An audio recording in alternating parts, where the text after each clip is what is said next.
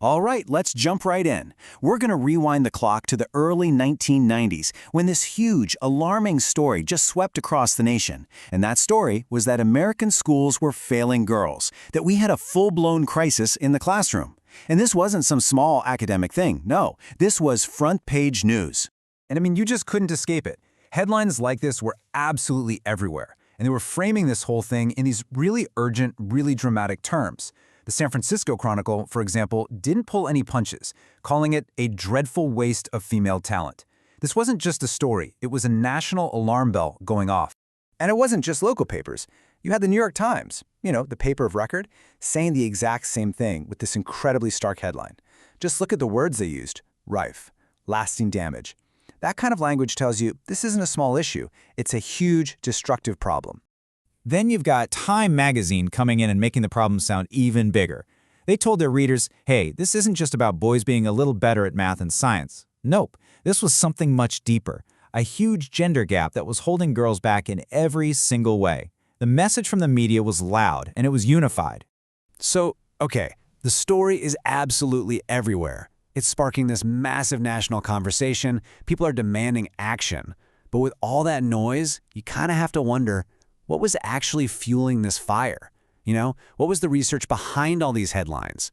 Well, it turns out this whole media firestorm was really kicked off by two major reports from the American Association of University Women, or the AAUW.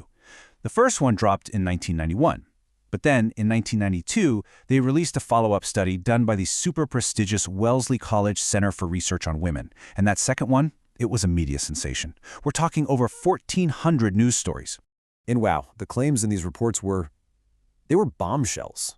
They said that girls' self-esteem just completely tanks as they go through school, that they face this constant drumfire of gender bias from their teachers, from their textbooks, from everywhere. The message was crystal clear. This isn't just bad for girls, it's hurting the whole country. So you have this incredibly powerful story, this crisis narrative that everyone's talking about. But then, Christina Hoff Sommers, in her book Who Stole Feminism, comes along and she poses a really simple but pretty disruptive question. Does this picture of a crisis for girls actually match up with what the broader educational data was showing at the time? So let's take a look at the actual test scores from 1990.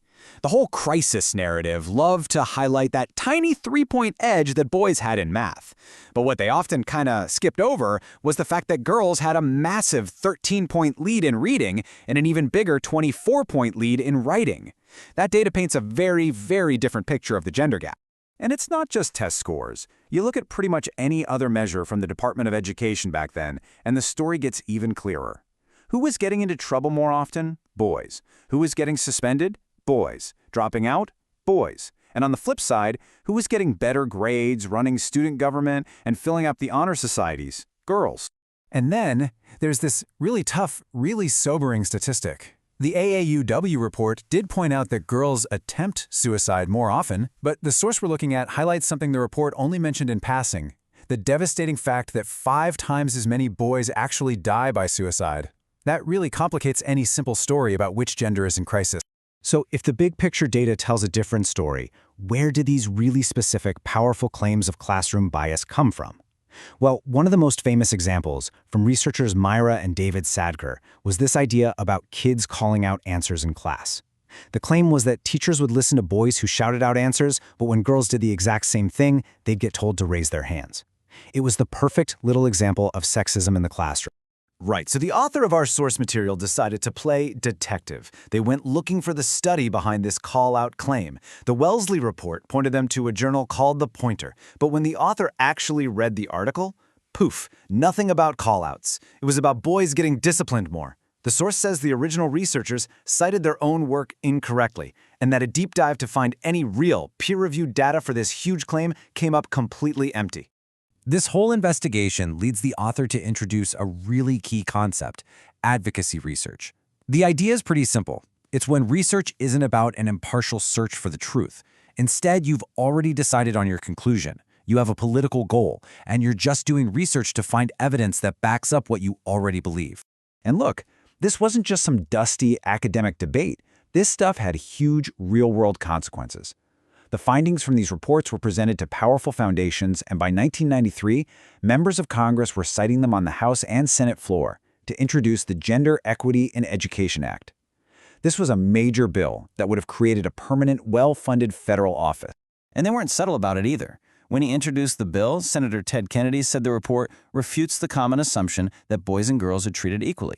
Just like that, the conclusions jumped straight from a report into the halls of Congress, and they were presented as cold, hard, settled fact. So this whole saga from the 1990s leaves us with a really big question, one that's maybe more important today than it was back then. When you have research that's driven by passionate advocacy, by a real desire to make change, and it gets picked up and amplified by the media, whose job is it to hit pause and double-check the facts before those findings get turned into law? It's something to think about for sure.